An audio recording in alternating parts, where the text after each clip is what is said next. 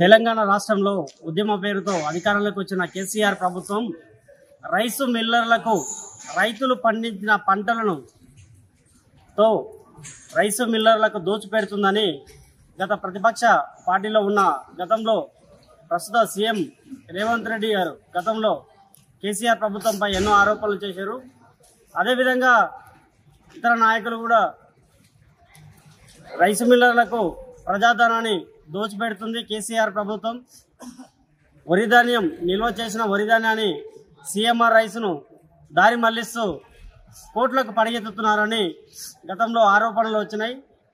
గత డిసెంబర్లో తెలంగాణ ప్రభుత్వం రెండవసారి ఏర్పడిన కాంగ్రెస్ ప్రభుత్వం రైసు మిల్లర్లపై అక్రమాలకు పాల్పడిన రైస్ మిల్లర్లపై ఉక్కుపాదం మోపుతుంది. ప్రతి రైసు మిల్లర్లను తనిఖీ చేస్తూ నిల్వ ఉంచిన వరి ధాన్యం పక్కదారి పట్టడంతో ఆ మిల్లులను సీజ్ చేస్తుంది. ప్రస్తుతం వనపర్తి జిల్లా కొల్లాపూర్ నియోజకవర్గం మామదాపూర్ పరిధిలోని 2 రైస్ మిల్లులు ఉన్నాయి. ఆ రైస్ మిల్లులను అధికారులు సీజ్ చేశారు.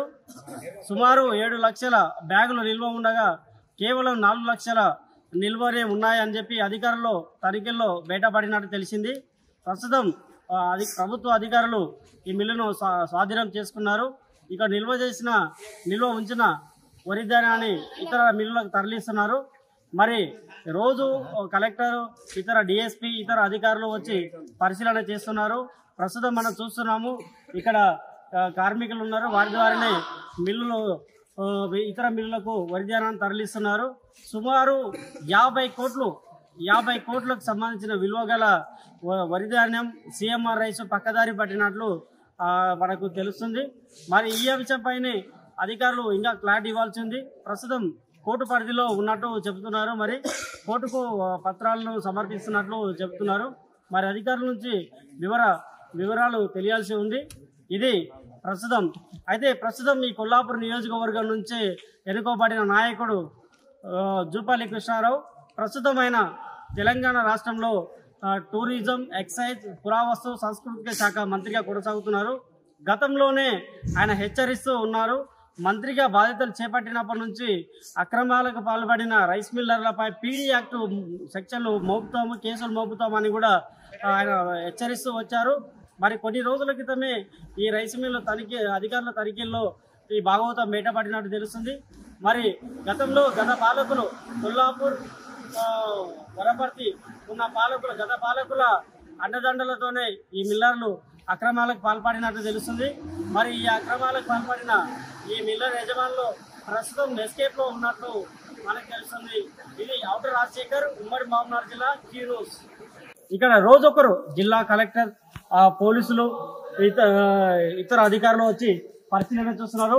ఇక్కడ లారీలకు చూస్తున్నాం కదా, మనకు కుప్పలుగా వరి ధాన్య బ్యాగులు ఇక్కడే నిల్వ ఉన్నాయి. ఇక్కడ చూస్తున్నామా, ఇక్కడ ఇవన్నీ మొత్తం తరలిస్తున్నారు. మరి అధికారులు ప్రభుత్వం హ్యాండ్ ఓవర్ చేసుకున్నది. ప్రభుత్వ అధికారులు ఇక్కడ ఉంది మొత్తం తీసుకున్నట్టు కనిపిస్తుంది.